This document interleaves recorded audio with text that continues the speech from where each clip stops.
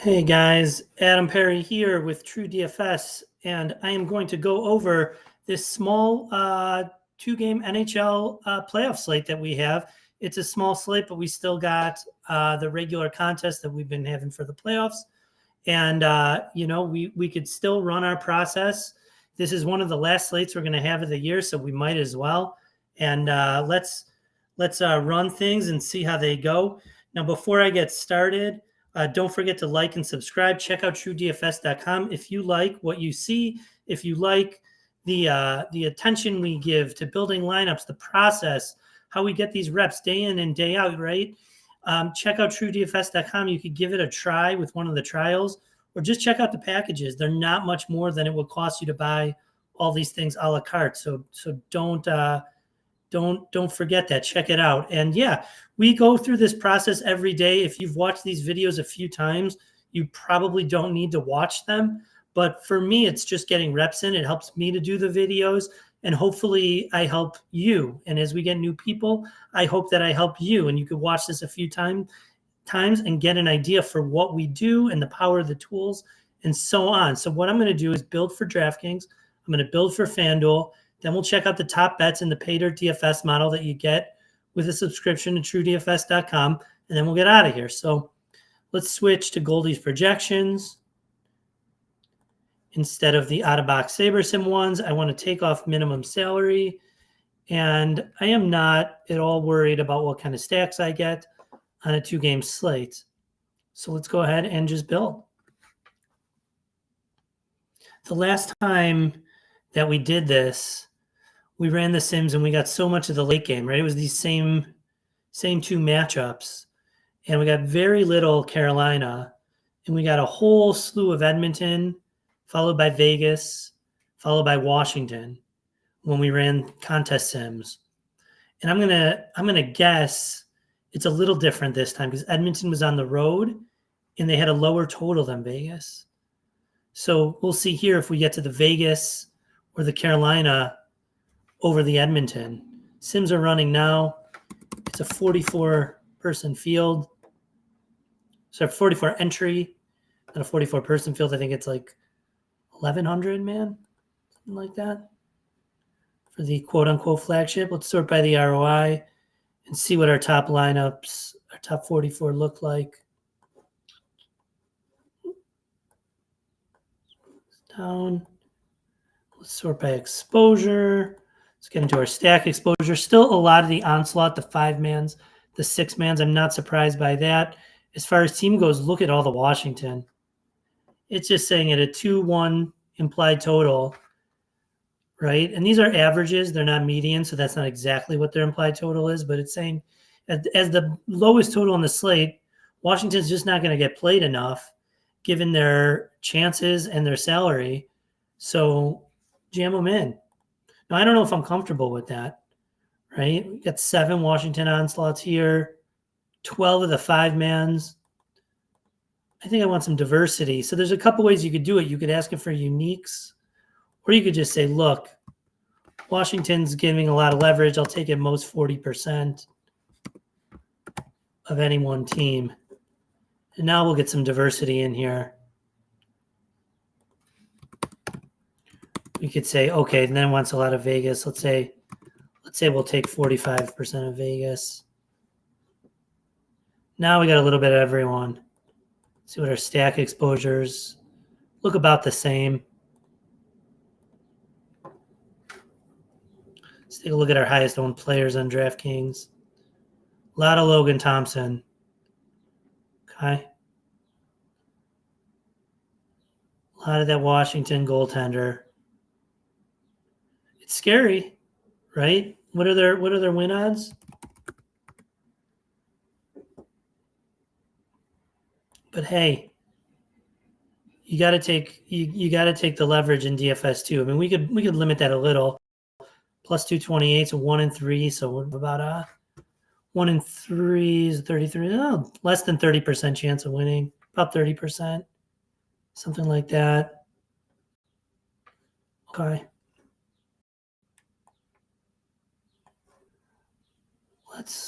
Let's say, let's cap our Thompson at 50%. Then how do we look at goalie? All right. That worked, right? Yeah. You cap him at 50%, you don't go to 50, you go to 25 because of those stack exposures we changed. So now we're getting pretty diverse here. Got a lot of diversity in our goalies. Oh, I'm sorry. I'm looking at pool. 50%. Okay. So we've got 50% to Thompson, and then we're pretty diverse after that. Our stacks spread out. We just need the Washington upset. It's okay. People ask, what are you doing on DraftKings? This is how I do what I'm doing, right? I won't know till right before lock, because right before lock, the projections are going to be as sharp as possible. The ownership's going to be tight. We're going to have a really good idea for what we think the field is doing. And then we're ready to go. Switch to Goldie's projections on FanDuel. I might mess with the stacks a little bit here. I should have done this on DraftKings too. But we're not going to play these two-mans. We're not going to play threes with all one-offs. I don't know, can you even on a two-game slate? I guess you can. 2-2-2-2. Yeah, you could. You'd be nuts. I don't see any reason to build them, and I don't see any reason to grade them. They're not going to grade well. If they do, we're going to cut them out of our pool. So screw it. Not going to use them.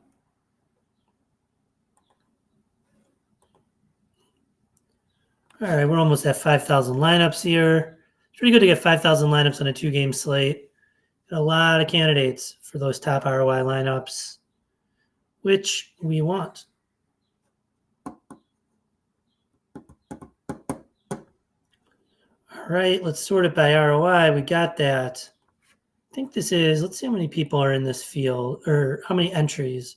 40 entries, yep. Okay. So let's see what our top 40 lineups look like. One thing I'll tell you is I'm not going to accept 50% or more of this Logan Thompson. I want less. I want to get diversity in here. So McDavid, our highest on. Logan Thompson still at 87%. Let's cap that.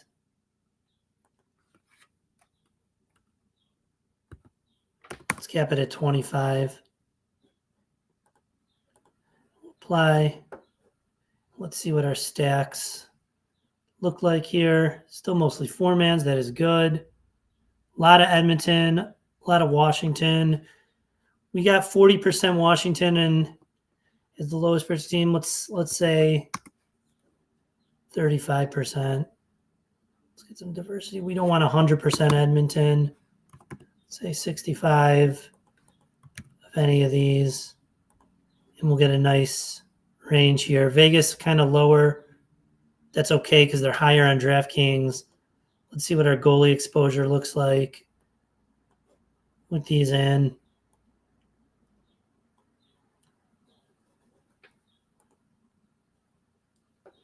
Good. A lot more diversity. We just won't have a lot of exposure to Anderson today. We'll live with that. That's where the leverage is at this point. We'll take it. So we got a pretty diverse range of stacks, players, teams on DraftKings. We've done the same on FanDuel. Now imagine it's 10 minutes before lock and we go through this same process and we upload it and send it off.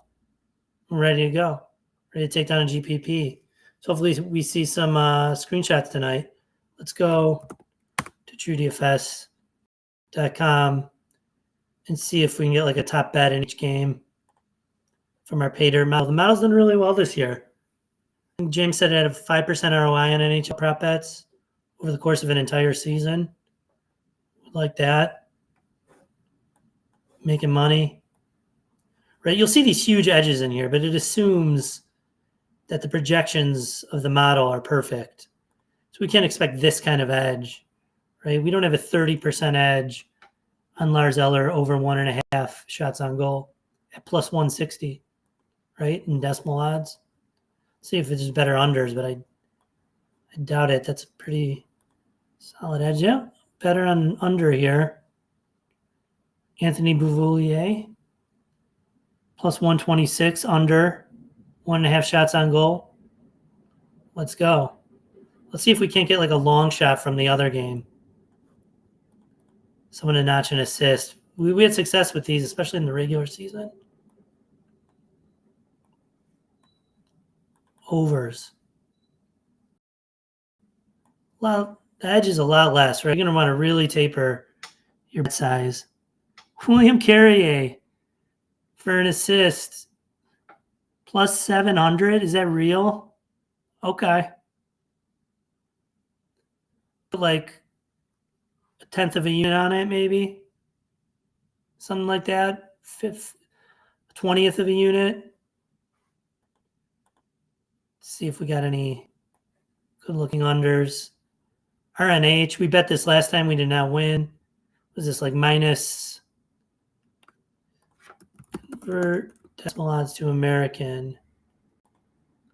157, we said. Oop. Minus 175. Okay. There you go. There's some top bets. We've got one from each game. I wouldn't bet too many shot on goal unders from the same game, too many assist props from the same game, right? Because then you start getting negative correlation in there. We don't want that. Then the way we grade these with our edges gets all screwed up. But there you have it. We went over DraftKings DFS for one of our last slates of the year. We went over FanDuel DFS for one of our last slates of the year. We went over the Pater model to get some good prop bets. And with that, I wish you good luck. I hope you join us in Discord. Like and subscribe. Check out TrueDFS.com. There are some great packages where you get access to all this stuff for really not much more than you pay for it a la carte. So hopefully I see screenshots in Discord or in the comments. And with that, I wish you good luck and let's go.